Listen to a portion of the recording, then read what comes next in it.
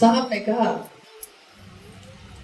कि शिव का प्राण मंत्र है नमः शिवाय, लेकिन जो शर्तें मैंने अपने गुरु के लिए रखी थी उन शर्तों को पूरा करते हुए मेरे गुरु शिव ने अपने प्राण मंत्र को मेरी सांसों पे उतार दिया। यानी नमः आया सांस पे और उतर गया सांस के साथ। आज तक किसी में ये साहस नहीं हुआ कि शिव का जो प्राण मंत्र है उसको कोई तोड़ दे। यानी ये मंत्रों के जप का विधान है कि 108 बार किए जाते हैं, लेकिन कोई भी माला से हम करेंगे तो 108 की पद्धति बनी हुई है शास्त्रानुसार। हमारा मानसिक स्तर, हमारी चेतना इतने अंधेरे में है कि हम थोड़ी भी रोशनी होगी तब ना और रोशनी लाएंगे। इतने गहन अंधेरे में है कि हमारा मन ये भी समझने को तैयार नहीं कि कैसे प्रणाम करें, नमन कैसे करें। 108 बार भी नहीं हो रहा, हाथों से माला छूट जाती है और आंखें बंद हो जाती हैं, नींद आने लगती है। तो साहब ने इसका भी रास्ता निकाला। यानी हम जितने नीचे स्तर पे रहे, हमारा मन जहां से समझ सकता था वहां तक उतर कर उन्होंने हमारे मन को समझाया और शिव की तरफ लेकर चले। तो उन्होंने कहा कि आप टुकड़े टुकड़े में भी कर सकते हैं। आज तक किसी ने, आप कहीं पढ़ लीजिए, किसी से पूछ लीजिए, किसी ने कभी आज तक ये नहीं कहा कि आप टुकड़े टुकड़े में कर सकते हैं। उन्होंने टुकड़े टुकड़े में किया। कल हम लोग यही बात कर रहे थे कि देखिए साहब ने कितनी बातें कही, कितनी बातें लिखी। हम में से बहुत सारे लोग उसको पढ़ते हैं, सुनाते हैं और सुनते हैं, लेकिन उन्होंने किस बात को किस भाव में लिखा, हम में से कितने लोग इस बात को समझ पाए। शब्द तो वही होते हैं, लेकिन जो जिस शब्द का जैसा अर्थ निकालता है उसके लिए उस शब्द का वही मतलब हो जाता है। शब्द एक ही होता है, लेकिन उसके अर्थ सबके लिए अलग अलग होते हैं। तो जब साहब ने कहा कि टुकड़े टुकड़े में करिए, तो कुछ लोगों ने माला ही तोड़ दी। उन्होंने कहा कि साहब कहे हैं कि 108 की माला अब टुकड़े टुकड़े में करो, तो माला ही तोड़ देते हैं। तो कुछ लोगों ने माला भी तोड़ दी, लेकिन ठीक है, पता चला साहब को तो हंसे को। देखिए हंसने की तो बात है, हम लोग उनके लिए बच्चे ही तो है। बच्चा नहीं समझ पाता तो 2 को 4 की जगह पे 5 बोलता है, वो तो ऐसा ही बोलेगा क्योंकि हमको आता ही क्या है। तो उन्होंने कहा कि अरे भाई, मैंने टुकड़े टुकड़े में माला करने नहीं कहा था, नमः शिवाय मंत्र को कहा था कि जितनी देर टिकता है मन उतनी देर ही टिका के महादेव को प्रणाम करने की कोशिश करिए। महादेव की ऊर्जा, महादेव की ताकत, महादेव की शक्ति, इसका आकलन इस धरती के लोग, हम लोग करना चाहें तो कैसे करें? क्योंकि हमारी सोचने की एक सीमा है, हमारे देखने की एक सीमा है, हमारे सुनने की भी एक सीमा है। कुछ दूर के बाद हमारी आंखें नहीं दिखती, कुछ दूर के बाद हमारी आवाज नहीं पहुंचती, कुछ दूर के बाद हम किसी की आवाज नहीं सुन पाते। तो उस स्थिति में सूक्ष्माति सूक्ष्म परम सत्ता शिव, उसको हम कैसे समझते? तो जब शिव को, जो बहुत ही सूक्ष्म है, सूक्ष्माति सूक्ष्म है, जब हम उनको न देख पा रहे हैं न सुन पा रहे हैं, तो उसी ऊर्जा का संचरण एक मानव तन में हुआ, ताकि हमारे आपके जैसे लोग सुन सके और समझ सके। और वो मानव तन क्यों नहीं किसी और का हुआ? क्यों ऐसा हुआ कि अविश्वास में थे साहब, लेकिन शिव ने तो चुना उन्हीं को। उस ऊर्जा का संचरण हुआ तो उन्हीं के माध्यम से। तो ये हुआ और हम लोगों ने इस बात का एहसास करना शुरू किया।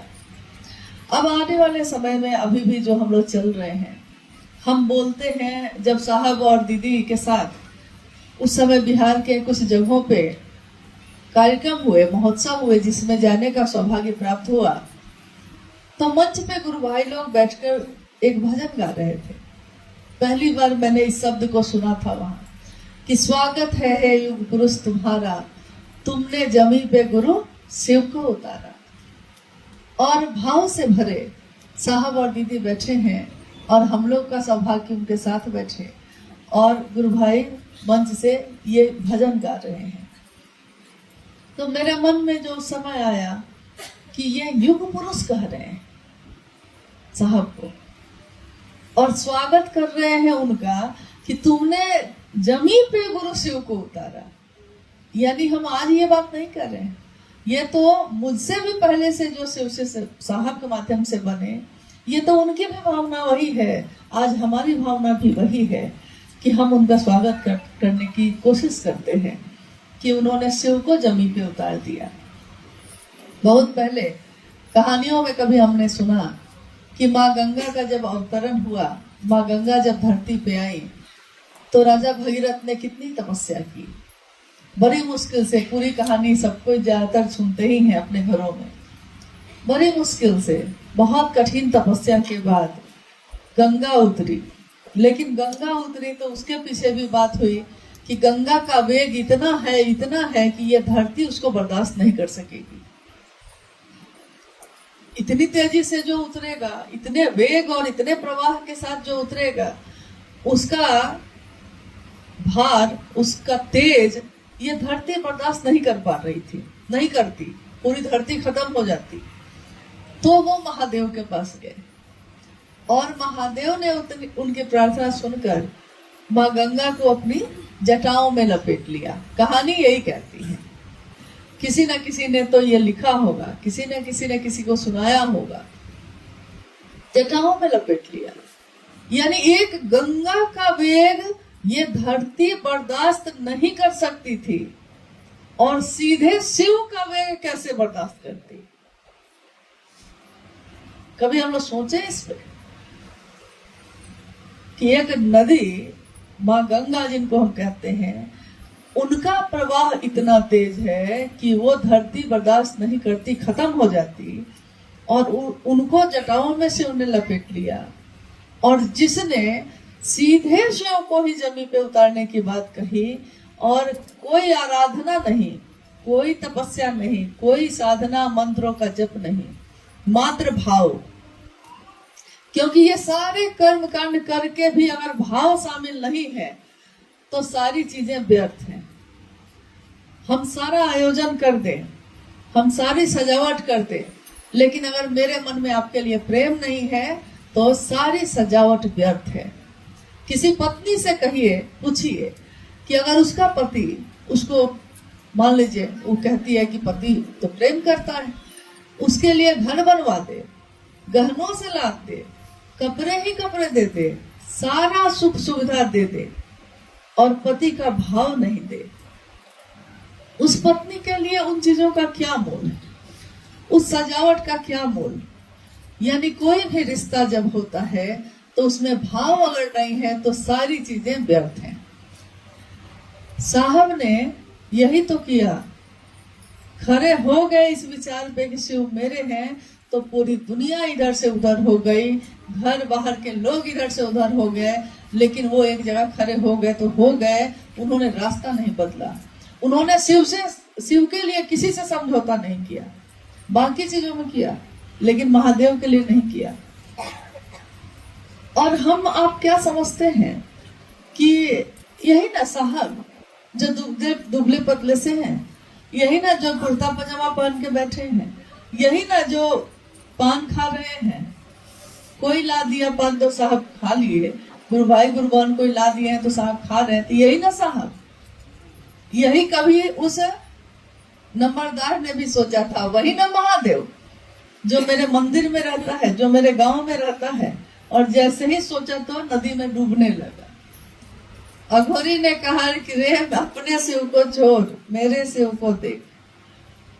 यानी हम जिनको समझते रहे हमेशा कि ये ना साहब से मिलना तो आसान ही है, जब मन के आ गए, लेकिन धीरे धीरे ये कठिन हुआ। हमारे बीच कुछ गुरु भाई गुरु बहन ऐसे हैं, इधर भी दिख रहे हैं, पुराने गुरु भाई लोग हैं। शुरू में जब हम सब साहब से मिलने आते रहे तो मिलना कितना सरल था, जब आए घर में बैठे बात किए, नहीं, क्योंकि उस समय उसकी जरूरत थी। लेकिन धीरे धीरे कठिन कैसे होता चला गया, धीरे धीरे हुआ कि नहीं। पटना से साहब देवघर गए, देवघर में समय निर्धारित रहता था कि इस टाइम में साहब बाहर जो पंडाल बना हुआ था उसमें आएंगे, बैठेंगे, चर्चा होगी, बात होगी। और उसके बाद धीरे धीरे व्यवस्था ये होने लगी कि फिर वो बोलने भी लगे और समय भी देने लगे। उन्होंने कहा कि मुझसे मिलना कठिन होता जाएगा, शायद महादेव से मिलना आपका आसान होगा, लेकिन हरिंद्रानंद से मिलना बहुत कठिन होगा। इतना आसान नहीं है, लेकिन उन्होंने अपने आप को आसान बनाया था इसलिए कि हम लोग महादेव की तरफ चल सकें, एक निष्ठ हो, समर्पित हो। और ऐसा हुआ कि आने वाले समय में जो उन्होंने कहा चरितार्थ भी हुआ। सबको लगा कि साहब तो पहले कितने आराम से मिलते थे, अब साहब समय देते हैं, समय देकर बुलाते हैं। 10 आदमी कहते हैं तो 10 ही आदमी से मिलते हैं, 2 आदमी ज्यादा हो जाए तो बिगड़ते हैं। लेकिन साहब की यह भावना कभी नहीं रही है कि वो बिगड़ेंगे किसी पे। उन्होंने हमेशा ये कहा, जो हम लोगों ने सुना, जो उन्होंने कहा कि सालों से मैं सबसे महादेव की ही बात कह रहा हूँ। मैंने महादेव की बात छोड़कर दूसरी कोई बात किसी से नहीं की। मैंने कितने लोगों ने मेरा साथ छोड़ा, कितने लोग आए फिर चुप गए, कितने लोग साथ रहते हुए भी अपना मनमानी करते रहे, तब भी मैंने किसी को नहीं छोड़ा। आज भी मैं उन सभी को खोजता हूँ, मैंने किसी को नहीं छोड़ा। क्योंकि अगर मैं छोड़ दूंगा तो मेरे गुरु का संकल्प पूरा कैसे होगा। मैं क्या करूं, छोड़ दूं आपको, लेकिन मैं छोड़ूंगा नहीं। मैं तो आपको शिव से बना के ही रहूंगा। जिन्होंने ये कहा और अपने आप को इतना आसान बनाया, अपने आप को इतना नरम बनाया, इतना नीचे किया कि कोई गुरु भाई गुरु बहन उनसे मिल सका, घंटों उनकी बात सुन सका, इसके पीछे उनका उद्देश्य क्या था? एकमात्र यही कि हर व्यक्ति जितना भी मेरे नजदीक आ सके सुने, मेरे साहब के द्वारा महादेव की बात सुने और महादेव की दिशा में चले। भीड़ बढ़ती चली गई, लोग बढ़ते चले गए, प्रतिदिन घोषणा पे घोषणा होने लगी। पहले 100 लोग बनते थे, कहीं किसी जिला में अगर 100 लोग की घोषणा होती थी तो साहब माँ को कहते थे कि बढ़िया खाना बनाओ, आज महादेव को मिठाई चढ़ाओ। उस जिला में 100 से ऊपर लोगों की घोषणा हो गई। कभी इतना कठिन था और आज ये रास्ता इतना सरल है कि हम लोग खड़े होकर 2 मिनट किसी से बात करते हैं तो वो शिव को अपना गुरु बना लेता है। यानी जो कांटों से भरा रास्ता था, उस रास्ते को साहब ने फूलों से भर दिया। उनके पैरों में कांटे लगे, उनके पैरों में छाले पड़े, लेकिन उन्होंने हमारे आपके जैसे लोगों को उन कांटों को चुभने नहीं दिया। मां नीलामानंद जी ने कहा कि आपके लौकिक कांटों को अगर आप शिव के रास्ते पे चलते रहें तो आपके पथ पे बिछे कांटों को मैं चुन लूंगी, छाया बनकर हमेशा आपके साथ रहूंगी। तो साहब और दीदी का जीवन, शिव और भगवती की अगर हम कल्पना करते हैं तो अगर वो शरीर में उतरे तो कैसे होंगे, उनकी ममता कैसी होगी, उनकी करुणा कैसी होगी, उनका कल्याणदाता स्वरूप कैसा होगा, ये उनके आचरण से, उनके जीवन से हम और आप समझते हैं। अब है कि शरीर की एक सीमा होती है। शरीर में कोई आया इस धरती पे तो काल उस पे लागू हुआ। जन्म की तिथि हुई तो शरीर के खत्म होने की तिथि भी निर्धारित हुई। तो स्वाभाविक है यहाँ भी ऐसा हुआ। लेकिन जब तक ऐसा हुआ तब तक साहब ने सभी जगहों पे असंख्य लाखों लोगों को, ऐसे लोगों को तैयार किया जो सही तरीके से महादेव के काम को संभालते रहेंगे। उन्होंने किसी एक व्यक्ति पे नहीं छोड़ा इसको, क्योंकि एक व्यक्ति से ये संभालने वाला काम ही नहीं है। महादेव का काम है, जगत स्तर पे होना है, कोई एक व्यक्ति इसको संभाल भी नहीं सकता।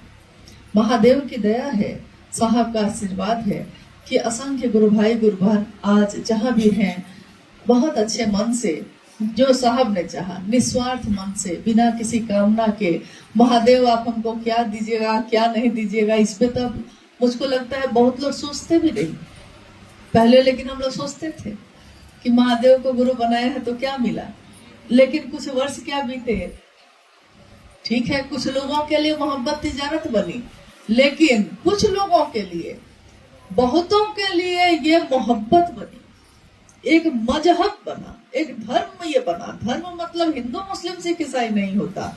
धर्म मतलब वो जो एक इंसान धारित करता है, अपने जीवन में उसको उतारता है।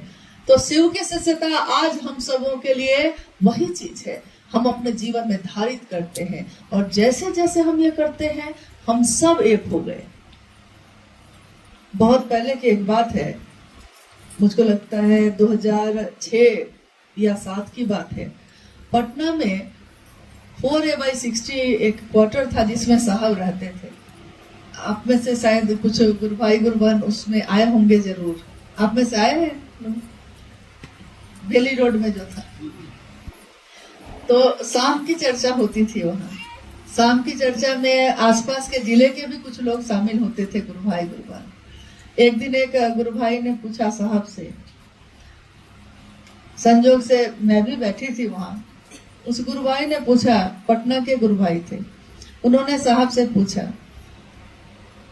कि साहब आखिर शरीर की तो एक सीमा होती है, और जब भी शरीर में कोई ऐसा व्यक्ति आया जिसने कोई मत दिया, कोई रास्ता दिखाया, कोई ईश्वर की तरफ जोड़ा, तो शुरू में सब एक होकर चले, लेकिन जब वो शरीर से नहीं रहे, शरीर से विलीन हो गए, सूक्ष्म हो गए, तो उनके बातों पे चलने वाले लोग 2 भाग या 3 भाग में हो गए। और ऐसे कितने उदाहरण हैं। बुद्ध आए तो बहुत सुंदर, लेकिन जब शरीर से नहीं रहे तो 2 भाग 3 भाग। महावीर आए, इसी तरह हुआ। ईसा मसीह आए, इसी तरह हुआ। मोहम्मद आए, इसी तरह हुआ। मतलब कि देखिए, आज मतलब देवी देवताओं की भी बात हम करते हैं तो उसमें भी है, एक ही देवी की पूजा हो रही है, लेकिन कोई दूसरे तरीके से कर रहा है, कोई दूसरे तरीके से। दक्षिण भारत में चले जाइए तो अयप्पा की पूजा होती है, एक पंथ के लोग जो है वो दूसरे तरीके से करते हैं, एक पंथ के लोग है एक ही सत्ता। यानी एक सीमा के बाद ऐसा होता है, ऐसे संभावना होती है। तो उस दिन की जिज्ञासा ये थी कि क्या शिव शिष्यता में भी ऐसा होगा? कभी ना कभी तो शरीर है, उसका एक जीवन होगा, लेकिन क्या शिव शिष्यता में भी ऐसा होगा कि आपके सामने तो सब एक है, लेकिन उसके बाद साहब ने शाम का समय था, छत पे चर्चा चल रही थी। साहब ने बड़े गंभीर भाव से कहा कि शिव की शिष्यता में इसका उल्टा होगा, शिव की शिष्यता में इसका विपरीत होगा। शिव की शिष्यता में जब लोग जुड़ना शुरू करेंगे, उसी समय अलग अलग कुनबा बनाएंगे। मतलब मेरा क्षेत्र, मेरा जिला, मेरा गांव, मेरा शहर, उसी समय बनाएंगे। लेकिन धीरे धीरे धीरे ये सारी चीजें टूटती चली जाएंगी और सारे शिव के शिष्य एक हो जाएंगे। आपकी भी अनुभूति होगी और मेरी भी है कि अगर साहब ने कुछ कहा है तो एक दिन वो हुआ जरूर है।